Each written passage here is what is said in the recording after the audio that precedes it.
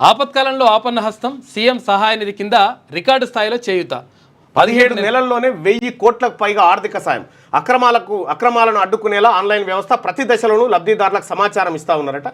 Yes, ఇది CM సహాయ నిధి బాగా ఉపయోగపడతా ఉంది. కానీ ఈ 1000 కోట్ల రూపాయలు ఎక్కడ పోతున్నాయి? ప్రైవేట్ కార్పొరేట్ ఆసుపత్రులకు. నీ గవర్నమెంట్ హాస్పిటల్లో ఈ 1000 కోట్లు ఖర్చు పెడితే హాస్పిటల్లో తలరాత మారిపోతుంది. కానీ ప్రైవేట్ హాస్పిటల్లోకి పోతా ఉన్నాయి ఈ 1000 కోట్ల రూపాయలు. ఇక అపన్న హస్తం అని చెప్తా ఉన్నారు. అపన్న హస్తం కాదు. ఎవరికి అపన్న హస్తం? పేదవాడికి కాదు. శాశ్వతంగా ప్రభుత్వ దవాఖానాలు బాగు చేసేటువంటి అవకాశం ఉన్నా మనం ఈ రకమైన స్కీమ్ పెట్టి నేరుగా ప్రైవేట్ హాస్పిటల్స్కి డంప్ చేస్తూ ఉన్నాం.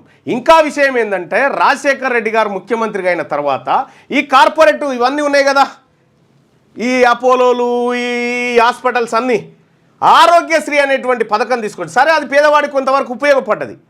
కానీ నిధులు ప్రభుత్వ ఖజానా నుంచి నేరుగా ప్రైవేట్ హాస్పిటల్ల ఖాతాలోకి పోయినాయి. సేమ్ ఫీజు రియంబర్స్మెంట్ కూడా ప్రభుత్వ ఖాతాలోంచి నేరుగా ప్రైవేట్ ఇంజనీరింగ్ మెడికల్ కాలేజీల జేబుల్లోకి వెళ్ళిపోయినాయి.